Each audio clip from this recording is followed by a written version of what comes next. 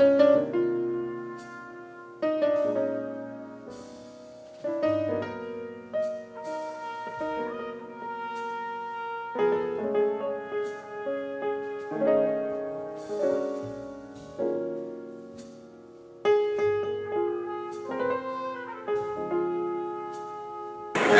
we are going to settle down so that we can get into a celebration like one of the greatest jazz musicians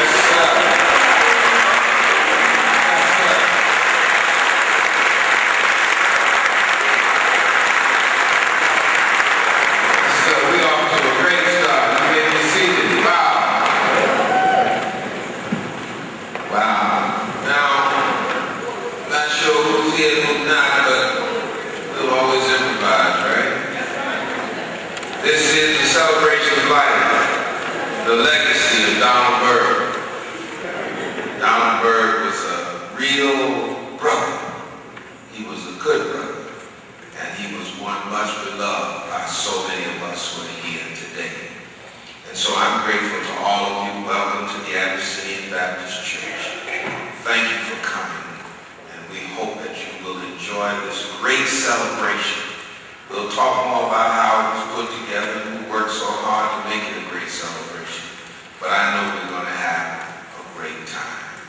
So thank God for your presence tonight. And so first, Brother Jimmy Owens, and I haven't looked around. I don't know who's here and who's not. But Jimmy, come on. Get that out of here. You're the right six man from me. Yeah, brother, I'm glad to see you. You're looking good. Yes, sir. Yes, sir. So, Brother Jimmy Owens, God bless you. Ladies and gentlemen, come on now. Make it feel good.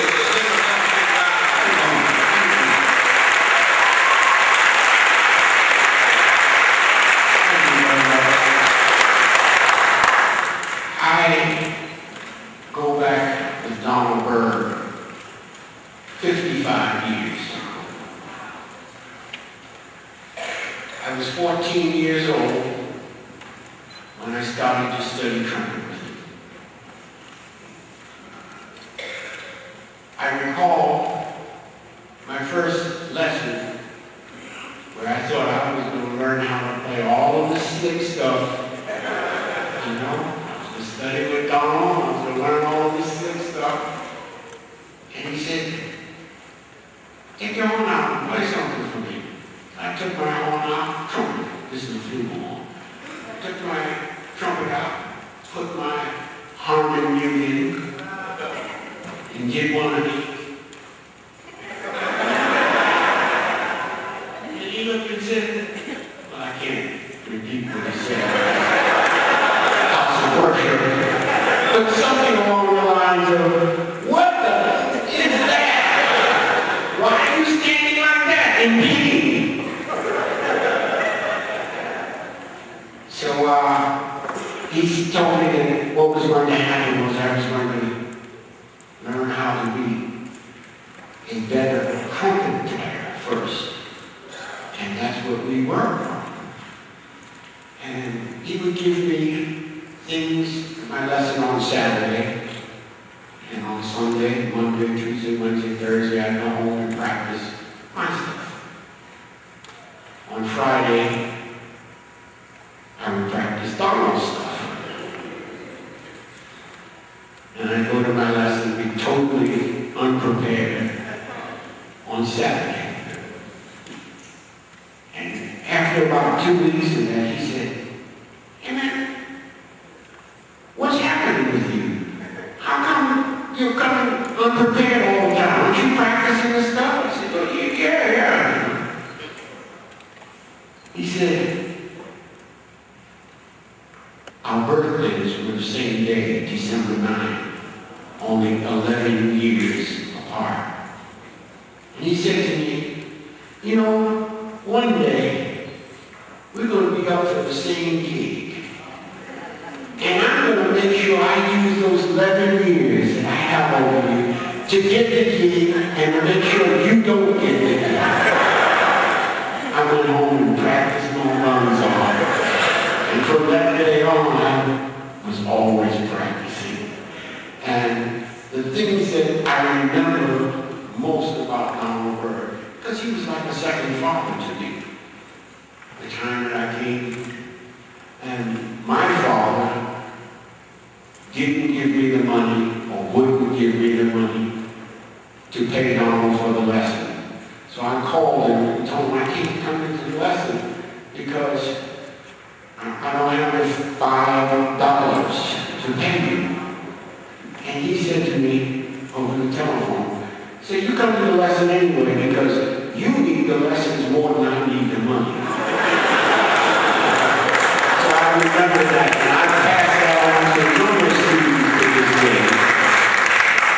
Donald was very, very important in my life, and as I look out there in Herbie Hancock's life, the very beginning, because he taught me, and I'm sure he taught a lot of this to Herbie in the very beginning, about the music business.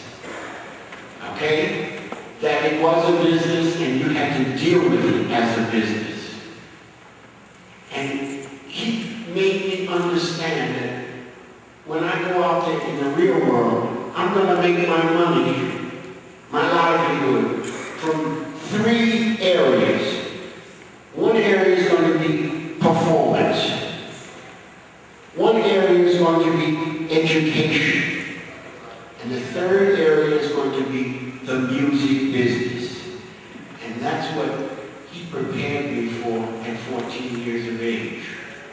And I'm very happy to say that I followed a lot of things that Donald taught me. And we were friends right up until the last time I spoke to him, which was about 1.5 years before he died.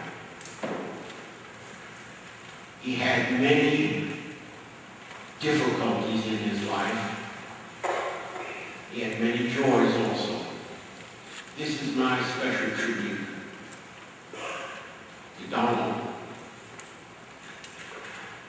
who lived through lots of problems that he never let a lot of people know he had.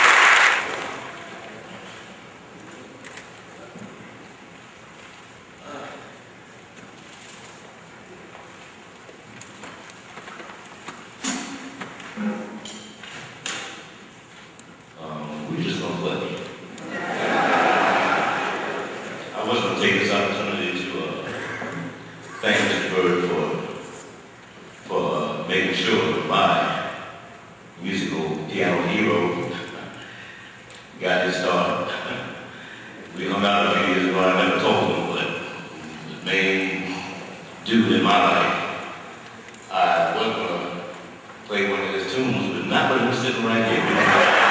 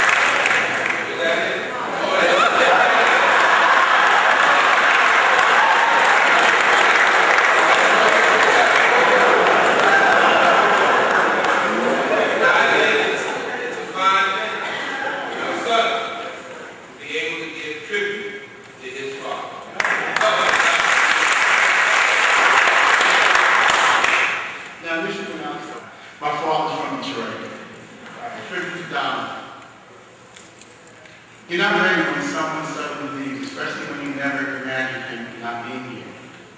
He was a dad, a brother, an uncle, a cousin, or the extension of your family. His presence was always being felt even if he wasn't there. If you knew young Donald Byrd, you remember him as our family does, never much from that to later. His greatest love was music and his trumpet. Even our earliest picture of him is him and his trumpet. He was always working to play somewhere, putting together some impromptu group. Often sneaking Uncle Calvin's drums so that some drummer could sit in. Actually, Uncle Calvin's drums made more appearances than he did. But somehow we all believed Uncle Calvin always knew. Like everyone else, we always knew that Donald was a talented one. The Byrd house was made up of musically talented kids. Music and the arts were always important because of Donald. And even if you never played, you loved, you felt the energy and the creativity in his sounds. All of our life, Donald was the gifted one, and he held to the family dream. As a kid, he was the uncle you could not wait to see, especially if he had something good to say about what she was doing. However, he was the one you most avoided if you were just doing nothing. Or worse of all, you would be more disappointed in yourself than he would be with you. This was something that never changed as it was expected. To my father, he definitely left a legacy for us beyond music. The need to excel was always the norm, and that living and learning is never over until you die. We will miss you, and we will continue to talk about our gifted one. We will love and miss you always in the Detroit family.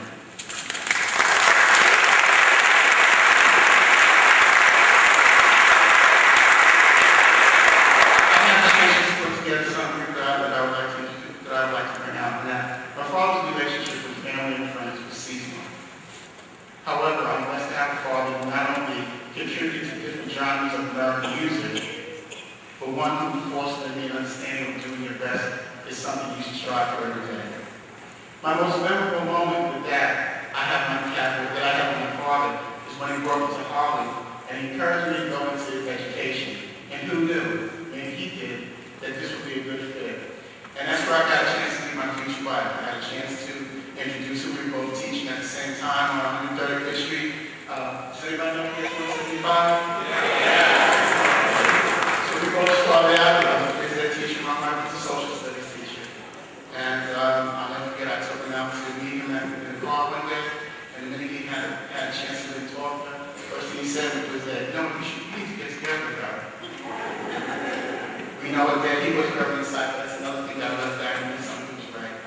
So I'm in good hands now. And you know, I'd like to thank everybody for coming out tonight.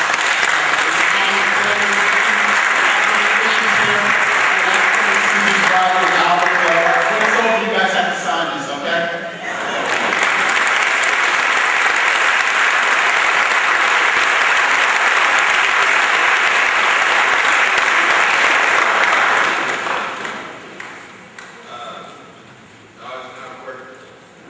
Thank you very much.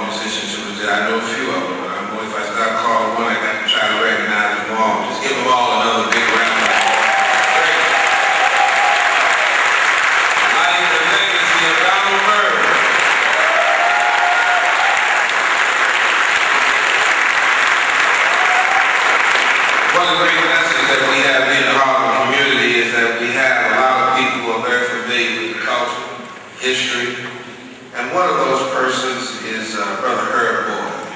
I want to thank her because he has been a constant supporter of our work here at the church, particularly as it involves the Jazz Festival series. I think we got one coming up on this Sunday afternoon. Anybody know that better than Kojo? He's been passing out stuff and letting us, keeping us informed. Yeah, Kojo, we do love you. You know that. I see it. But Herb has been a constant supporter, a constant encourager. He's always around. He's always writing. He's always promoting. And he's an activist in the true sense of the word. That he fights on behalf of our community for everything that we deserve for the struggles that we've been through. So here to present the musical legacy of Donald Byrd, welcome, writer, community activist, columnist with the Amsterdam newspaper, Brother Herb Boyd.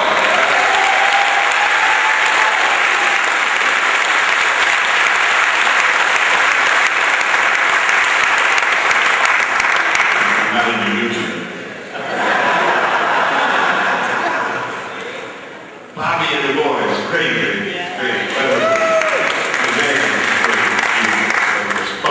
Real funky thing. Let me first of all thank the church, Reverend Calvin Lutz III, my partner. I love him. Cedric Rose, thanks for thinking of me. Cedric Rose back here, it's still Cedric. My man. How many of you were at St. Pete's last night? I mean, 2 nights. Well, we could deal with 5, couldn't we, with Donald Byrd? A whole week-long celebration of Donald Byrd would not be inappropriate, Mr. Byrd. Not at all inappropriate. You said something about Detroit. Any Detroit action in the house here? Former and otherwise Andre, former or otherwise Son James, former or otherwise T-Time. All right, Northwestern High School. Same here, CT, Kansas City. All right. Anyway, Northern High School, Sunday Red, we go on and on.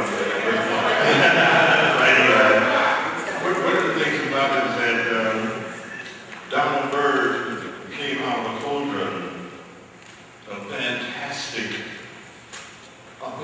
music community that for many, many years was centered in Black Bottom. This was an extension, to some degree, of Paradise Valley. And out of that, you can talk about a Yusef Lateef, who just a couple of weeks ago was in town at the Roulette over in Brooklyn.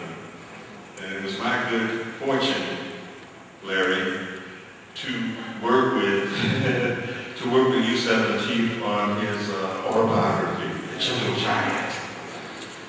And I remember one night, it must have been after that, just after the book came out, that I got a call from your father, and we began to talk about the possibilities of working on his autobiography. It was early one morning. I was kind of stunned to get a call from him. I didn't get my number. I had no idea. But Donald was that kind of appreciative individual. Understand exactly who to contact and how to contact them. We never got around to doing that, but I think as a consequence of that, I think all of these celebrations, and I hope they have one in Detroit. You know, I hope that something happened in Detroit for you too. New York we can't take it all on, but we can do it. Because so many former Detroiters are here in this community. It's been my good fortune to be in association with them over the years. I mean, in your program, you have pretty extensive discussion about Donald's life. And Dr. Byrd needs no further innovations or additions to it for me. You can read it there, and before this evening is over, you're going to know a whole lot about him. I mean, just listening to Jenny Owens earlier, it's just a scintilla, just an element of that, and certainly more to come. But But you know, you talk about Detroit, and of course, you may not know it. I'm from Detroit originally. You might say you take the boy out of Detroit, but you can't take the Detroit out of Boyd. But I've been a Harlemite now for the last 30 years, but always Detroit, I think Detroit is really my soul, if Harlem is my spirit. And I try to bring those communities together in so many varying ways in terms of my writing, my activism, and certainly as a teacher at the City College, formerly at the College of New Rochelle. But I think in remembering Donald, I say, well, okay, you don't need no long exegesis for me on Donald Byrd. But there's a few things I think that I like to know. There's some things I didn't know about Dr. Byrd. In June 1964, Byrd played with Eric Dolphy in Paris. And just 2 weeks before Dolphy joined the Ancestors. Blackbird was recorded in 1973 and was the biggest selling album in Blue Note's history. Donald said, I found this quote, the musician not only must be prepared to cope with the world of music, but with the world beyond music. Donald told Bert Corral of Downbeat magazine in 1966 about going to Europe and studying in Paris at Fontainebleau with Nadia Boulanger. He said he needed to find some relative peace and quiet. And a very Parisian life presented that. It was away from the hustle and bustle. You can, excuse me, I guess we lost something there. And the progress of an artist as a human being. Donald told Bob Belden, and Bob Belden met Donald when Bob was a student in the North Texas there.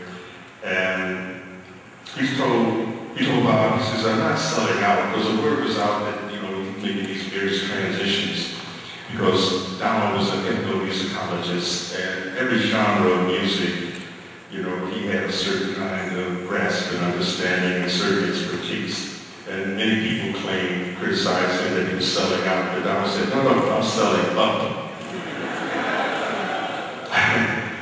Herbie, you know what I'm talking about.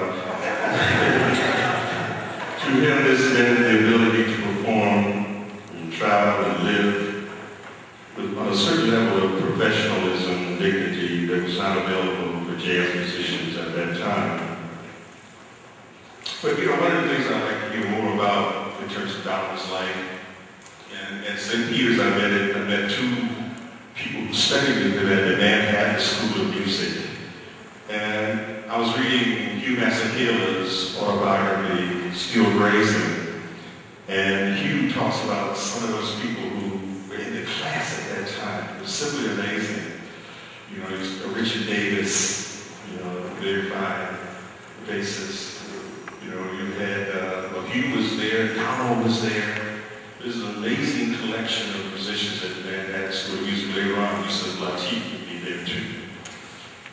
And then you go to the whole Parisian thing. I would like to pick up Quincy Jones's book, Q, and he talks about studying in Paris with this Nadia Boulanger, and of course, Donald had done it also. I would like to hear a little bit more about that relationship. So there's so much about Donald that we still don't know, and I think when this evening is over, you're going to get a good understanding of just how important, how influential he was within the realm of the African American classical music, or as you said, Lateef calls it, physio-psychic music, or the classical music, but certainly the blues extended.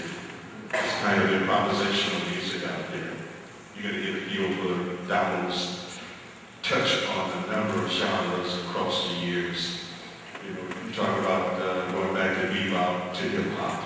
He was there as a Taz, the guru, the Blackbirds. But come feel the club. Come feel the cup. And the fire string go into garments of repentance swing. The bird of time has but a little ways to fly, and lo, the bird is on the wing. The bird is on the wing. Congo ensemble, come and run out, get it through.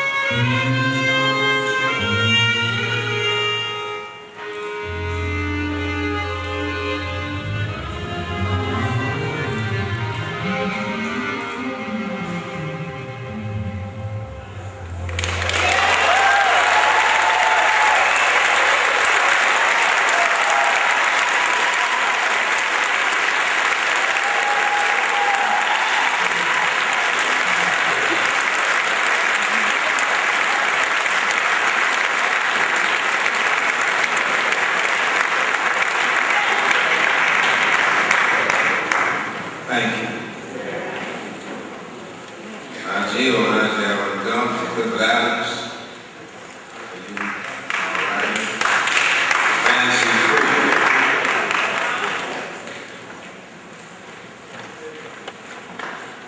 And the music just keeps coming.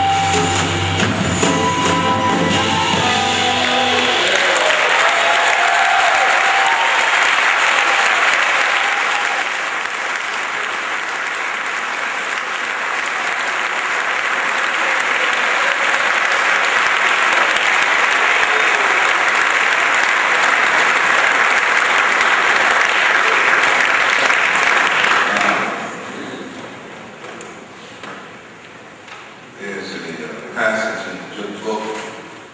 Jesus takes some of his disciples up into a mountain. He's transfigured. And the disciples said, "Can we stay here forever?" Oh, we got to come down on this mountain. We can stay right here. This has just been tremendous. I can't think of a finer tribute to a man of this legacy of life than Donald Byrd.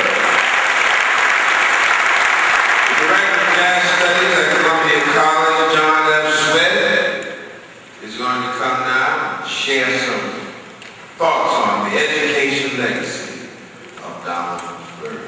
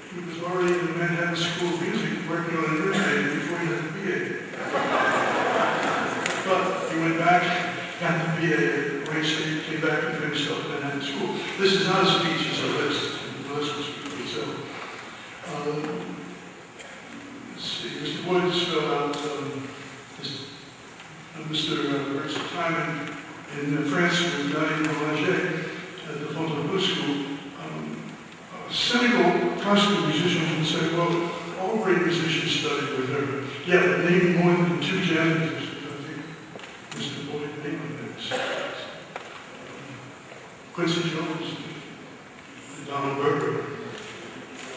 Oops. Three spouses. She was a great teacher. And from my university, Columbia University, where he studied in 67, 68, 71 through 83. He got a master's in education in 1983, Master of Arts in Music in 1983, and a doctorate in music education in 1983. He also studied law at Howard University. Now, if you're counting, it's one undergraduate degree and 4, if not 5, postgraduate degrees. I'll come back to that again. As a teacher, as far as I can see, he started at Howard as chair of jazz studies, and then to Brooklyn College. I make that sound so simple. He started as a chair. Do you have any idea how hard it was to break through the rigidity of those places for this music? The lighting, the fight we had to have, the people who you must know. Rutgers in New Brunswick, Queens College as director of jazz studies, Oberlin is acting head of African American studies. That's all in the 60s, going into the 70s. Still at Howard in the 70s, then North Carolina Central University in 76. In the 80s, North Texas State University in the mid-80s. In the 90s, Queens College again.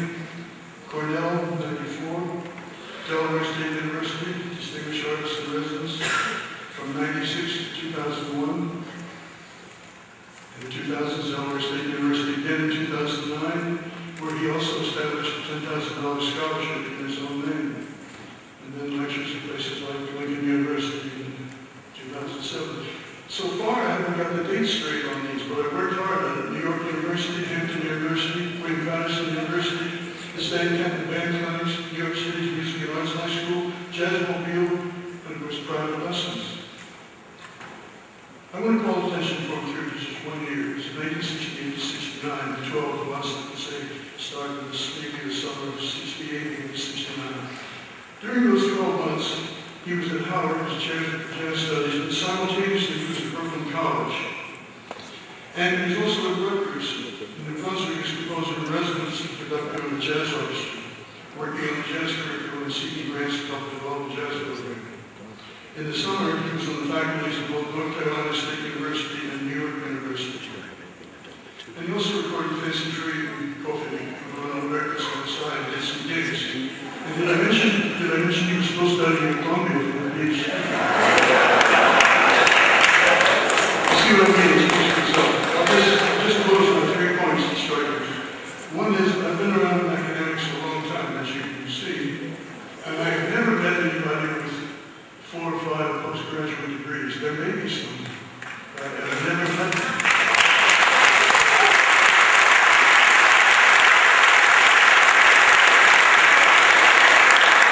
And I can say from what I've heard from other people that no one ever worked harder as a teacher than he did.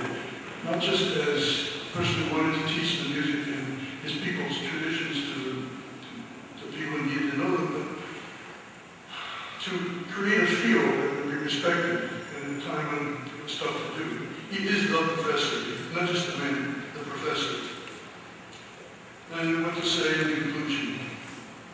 I don't think, and this is getting back to the same point, I don't think anyone worked harder to establish African American studies as a discipline that he did, and was more successful at it. It must have cost him a lot more. By that I mean, what he did doing, trying to push these through these hard-headed people that were entrenched, but also because he had to move from school to school to do this. But that's where his reputation came up. So, great musician that he was. And, I just think when I was a student, teachers mentioned the poet, Thomas Hardy, and none of us had ever heard of him. And this teacher grinned with an evil grin and said, yeah, well, anyone who writes more than 1,000 poems is begging to be ignored. But then he said, well, I should have said good poems. Donald Byrd recorded at least 50 albums. I think there were more than 50. They're all good. I listened to them. He's not ignored, but the fact is that that's a lot for anyone to absorb. It's the life that leads itself to make those kind of records is one thing. I don't think the public is quite up to Donald Byrd in this respect. Just as they were to the Adelaide brothers. They were just too good at what they did too much. Thank you. The Blackbirds are an award-winning group, if you already know. 4 gold records. And this all happened while we were college students.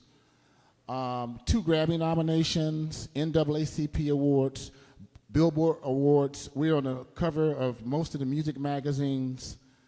And, we're going to school. So I can just share with you, there's so much to really tell you. I mean, I could write a book about it. I probably will. But let me just share a few things that are a note about the academic side of Donald. Donald had a way of teaching his students. First of all, let me just say this. Donald could teach, if he just showed up right now, he can have a class right now. There was no situation that I ever saw Donald in that he wasn't going to educate some young mind, whether or not you wanted to hear it or not, as to what the deal was. And I loved him for that. When I first came to Howard, one of my first educations was Donald gave me an assignment. And by the way, let me just mention this too, as the gentleman mentioned before, like coming from Cass Tech High School, I got a college education out of high school. So when I came to Howard, I passed out all the theory classes. So, to tell you the truth, I was kind of bored in college. I mean, I had talent, I wanted to play, but in terms of the academics, well, I'd already been to the classes. So Donald he would do various things to keep me involved, and some of the other students too. But he gave me an assignment. He said, okay, Kevin, you don't have nothing to do, huh? Okay, well, look, I tell you what I want you to do. I want you to take all my albums, and I want you to write out a lead sheet and horn parts. I want you to write out musical arrangements for all of my songs. So for the next 2 or 3 months, while I'm doing class, and he's always on you. Now, Donald never forgets an assignment, right? If he tells you something, he's always coming back to do it. So anyway, I got indoctrinated into Donald's music. I knew all of his tunes. And by the way, me, along with another one of the Blackbyrds, original Blackbyrds, named Barney Perry, a guitar player from Buffalo. Immediately when we got to school, we started working with Donald Byrd. I mean, imagine. I mean, I'm like a kid, and Barney, we were like kids in the candy store. Hey, we heard about Donald. I heard on his records. You know, I knew who Donald was. And by the way, I have to say this, Herbert, this is real funny. But I remember the reason why I went to Howard was not so much that I knew about who Donald Byrd was. I knew some of his songs, and the cats in Detroit told me about him. But I was more impressed about Donald and the fact that Herbie Hancock was his piano player. So I figured if Herbie Hancock played piano with Donald, Donald must be okay. So that's one, okay, that's a story there for you. But anyway, immediately, the kind of education we got from Donald was much more than any school book can ever give you. Such as, again, within my first semester there, I'm working with Donald Byrd Septet, his jazz group, Joe Chambers, David Williams on bass, Stanley Kyle, the other piano player, right? Harold Vick, Billy Harper, all of Donald's jazz buddies, I get to meet, right? And just 6 months earlier, I'm in the basement in Detroit listening to these cats, all the Blue Note records, saying, man, I really want to be out there. This is really nice. So, you know, immediately it's kind of like a dream to come true. But more so than that, that's how I learned the fundamentals of how to play. Donald not only wanted to teach you academically things, like he would do things. Now, Donald was a brilliant guy in terms of improvisation.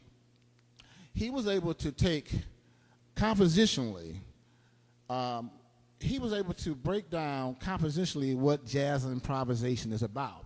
So in teaching us, the Blackbyrds and his students, he gave us this method of being able to take our ideals and motifs and riffs and apply compositional techniques to them, invert them, retrograde, et cetera, all the compositional techniques you do. And he said to me, I remember him saying this, he said, Kevin, and he said this to all the guys, but specifically, I remember my conversation, he said, Kevin, look, if you want to sound different than everybody else, then you got to figure out how to do something what everybody doesn't necessarily do. So instead of, and I want you to understand this in context, not that he was saying, talking down about anybody, but he wanted to give us an advantage academically of how you can arrive at improvisation through compositional techniques. So Donald would do stuff like that. Again, you know, I'm playing with Donald. We're playing with all these people. We're traveling. And before we were the Blackbyrds, we had toured all around the country to all the black universities. My second year there, how about this? Donald's record, Blackbyrd, comes out that the gentleman just talked about, and it goes through the roof. It sells more than pop records are selling out there. So now, Donald Byrd, famous jazz guy, teacher, educator, now he's a pop musician, and now we're doing all kind of different kinds of gigs. And, you know, that was an experience in itself. But that is what paved the way for the Blackbyrds to come. The group is named after his namesake. And, you know, I say this, that if I had the opportunity, if God would take me back in time to go to college again, I would only hope that he would give me the same opportunity, because the experience that I had and the experience that all the other guys had, you can't buy that. You cannot buy that in itself. And it's all the timing coming together. And all this says is that Donald really had a very giving heart. See, it's interesting. It's interesting in that, see, the Blackbyrds, really, it could have been a whole nother group of people. And now this is kind of funny, but I want to share with you, though, that when Donald's record Blackbyrd came out, he also had a West Coast band. Okay, he's telling me to hurry up. He had a West Coast band. And the Blackbyrds could have been Patrice Rushen and Dougal Chancellor, but I'm so glad that it was me, Keith Kilgo, Joe Hall, Orville Saunders. Again, I want to just leave you with one quick anecdote here, because there are many things that Donald would do, but this is the most funniest thing, and I shared this with Don Mizell.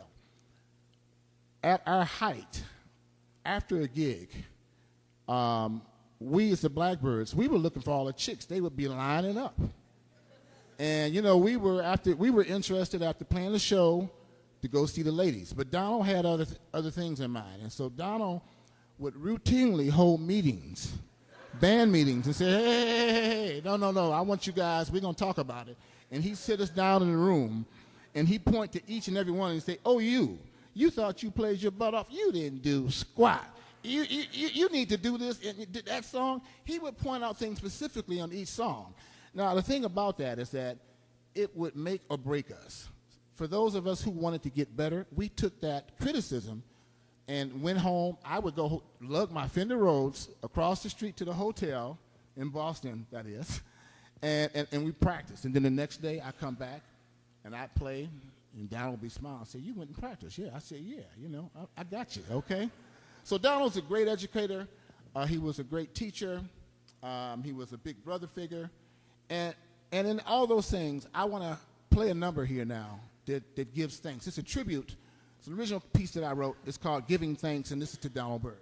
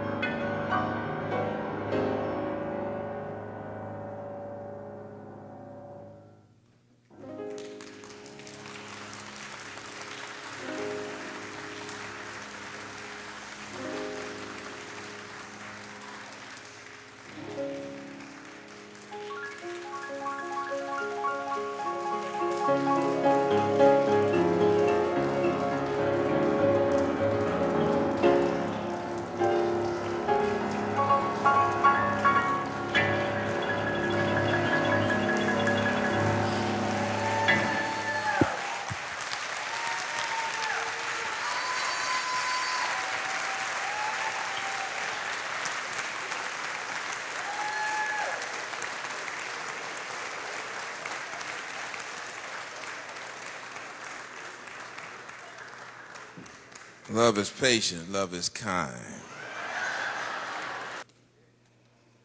I'll be very short. Good evening. You all ought to thank Alex because he worked hard on making this a big, big celebration of the life and legacy of Donald Byrd. Thank you very much. Thank you so much to everybody, the Abyssinian Church, Reverend Butts, Naomi Graham helped me out very much, but my partner this evening is definitely Cedric Rose. I would like to thank, and I would like you to thank Cedric Rose for helping me out. I thought I was going to keep this whole program about Donald Byrd's music, except for the Herbie tune that you were going to play. Now, we all know what happened to that, but hey, I don't want to play anything because Herbie is here. So not just a Herbie tune, anything. But I wrote this song 20 years ago, and Donald was so nice to come. He always helped me out. You know, he called me his nephew since I was 2 years old, and for me, he's always been my uncle. And he helped me out a lot at the beginning of my career by always coming and in the studio, unannounced, with his trumpet, and play on my records. So I'll never forget that. I would like to play a song called The Way We Used to Be. Wallace Ronnie.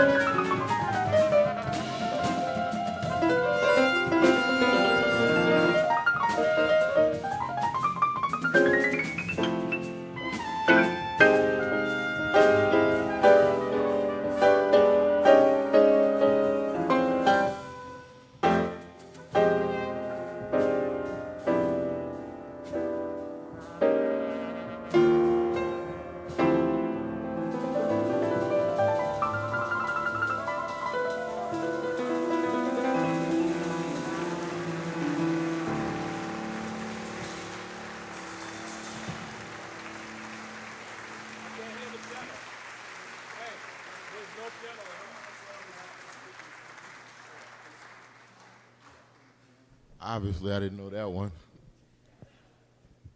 but I thank him for including me in this thing, this tribute to Donald Byrd.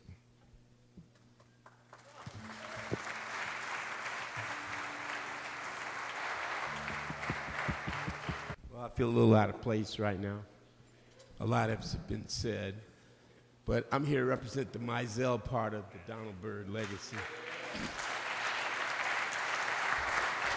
I'm going to keep it short, Bobby. The thing I know about Byrd was he was well named.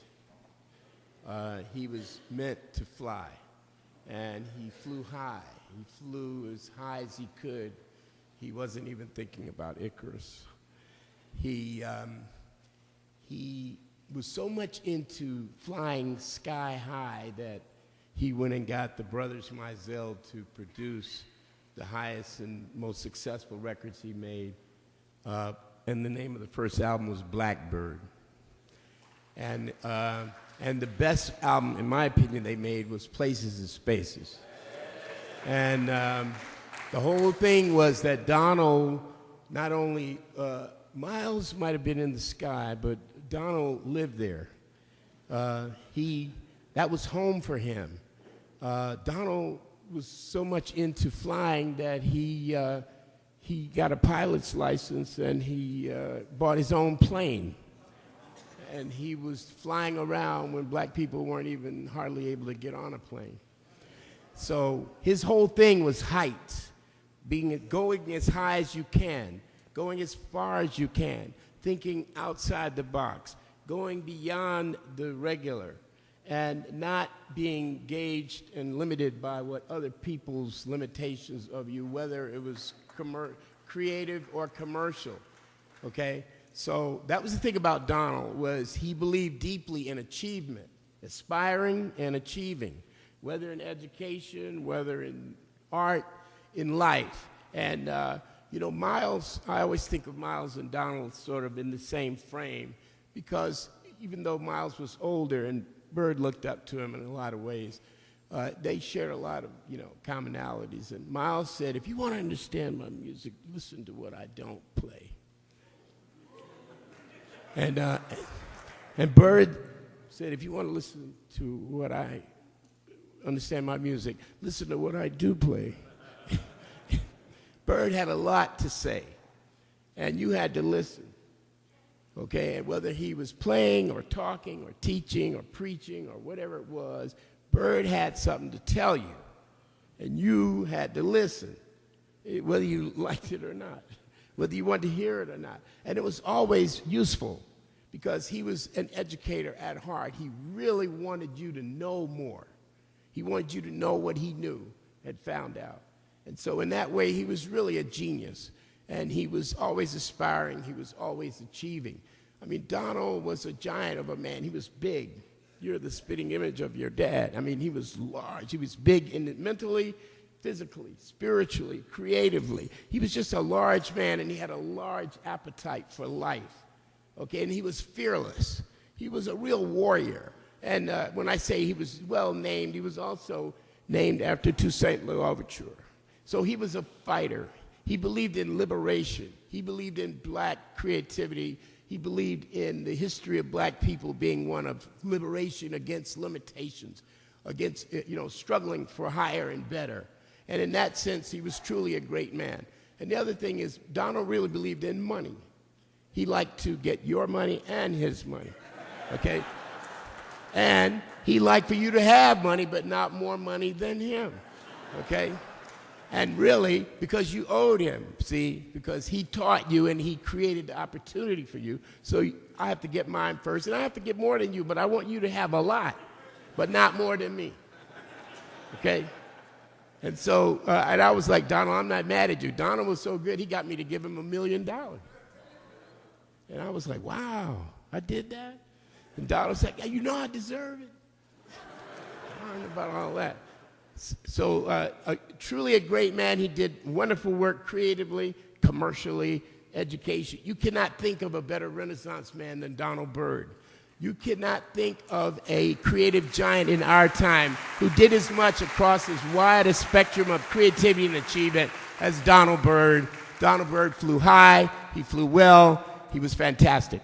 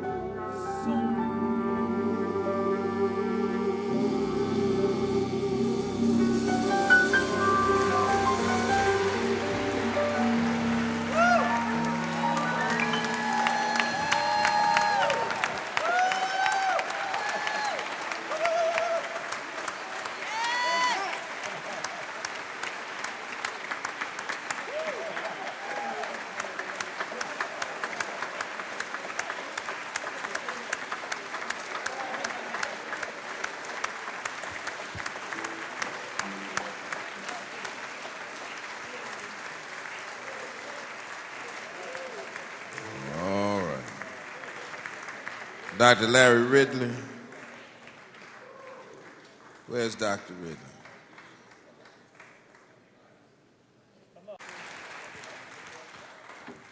That composition of Donald's and his rendition on his recording is just timeless.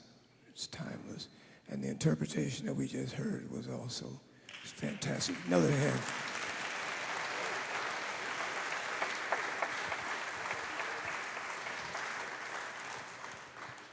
I would just have to say that I agree with everything that everybody said, and I would be redundant if I tried to repeat some of the things. But one of the things that I did want to bring up, Donald and I were really very close for the years. He was like a big brother to me, and he always encouraged me to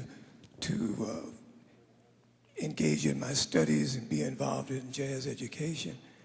And one of the things that was really nice, that when I got my doctorate, Donald was there at the graduation to thank me and applaud my efforts, because he knew how hard I had worked in order to get there, you know. So I'll always remember Donald for that and many of the opportunities that we had to play together. But there was one other thing that I wanted to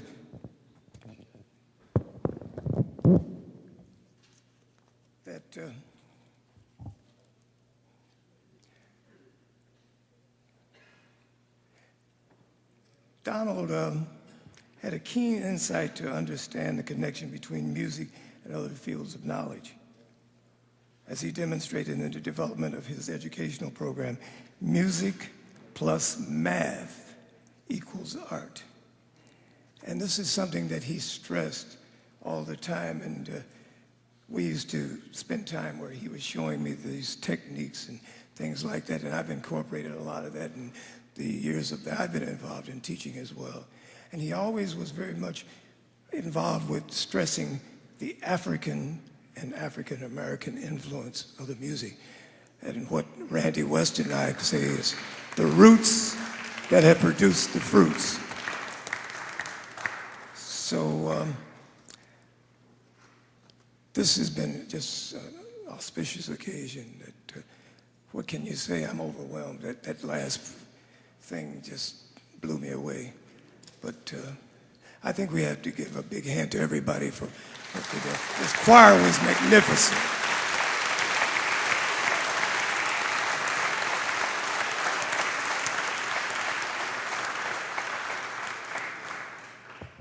And to finish out my segment, Cedric Rose gave me a letter that he received from Harold Mabern, the great pianist. And he asked me that Cedric have me read it in his absence. He says, "Hi, Cedric, I'm sorry I can't be there with you all, but a few words and thoughts. Dr. Donald Byrd. But if you talk to any of the people that know me, like Eric Alexander, he can tell you that I've talked about Donald Byrd almost every day for the last umpteen years. What a great, great loss as a person and as a musician. A very brilliant man. A lot of people don't know this, but when you hear Booker Little play, you hear Donald Byrd in Booker's sound. I was at the 5 spot the night Donald's lip problem occurred. He, Herbie Hancock, and I would sit around the piano and reharmonize the song, I've Grown Accustomed to Her Face.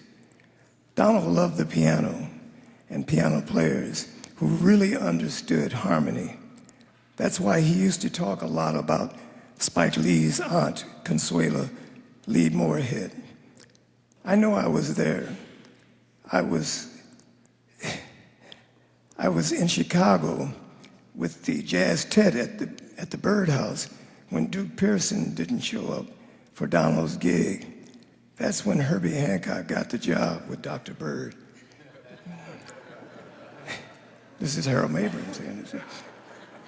Rest in peace, my brother. We will always love and miss you. Respectfully, Harold Mabern, Jr.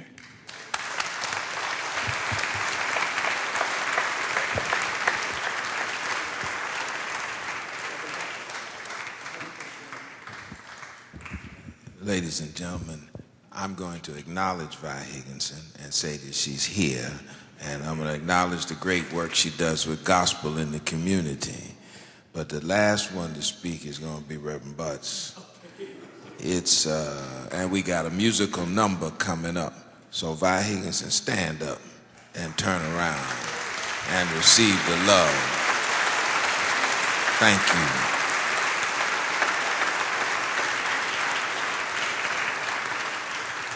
Now, as I peruse the audience, you all know who you are. You know that I love you. You know that I recognize you. And you know that you are somebody. And that any one of you, numbers of you, could get up here and play and sing and do a lot of things that would do the memory of Donald Byrd a great service. But you know, I'm a firm believer that while the song may be over, the melody lingers on. And we'll remember him through his music and his works for a long time to come. Now, his father was a minister, and I'm going to let this group come. But before I do, I want to thank the officers of our church, again, chairman of our board, our trustees.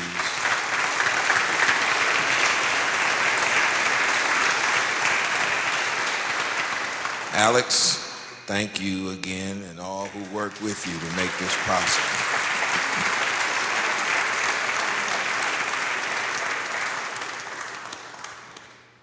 So many names memorialized here. Art Blakely was memorialized here. We did Harold Vick's funeral here. Count Basie. I could go on. And my point simply is we want to love and we want to salute our own, the geniuses of our community. So to all the sisters and brothers who are from that jazz community, as they might say, Leon Thomas, so many, so many, we thank you for what you do. And we appreciate what you've given not only to the United States of America, but to the entire world. So along with the life and legacy of Donald Byrd, let's give all the greats, dead and alive, a big round of applause. Thank you, thank you, thank you very much. Thank you very much, thank you.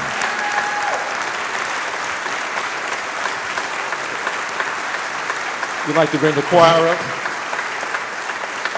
Whitney Marshall Jackson, Cynthia A. Tina, Noel Simone Whippler, Roz Beauty, Monifa Foster, Catherine Farmer, Hortensia Gooding, and Johnny Kemp, Charles D. Carter, Suzanne Miles, Vivian Sessoms, Clarissa Cinceno, Clayton Bryant, Wondrous Hutchinson, and my name is John Adams. Yeah.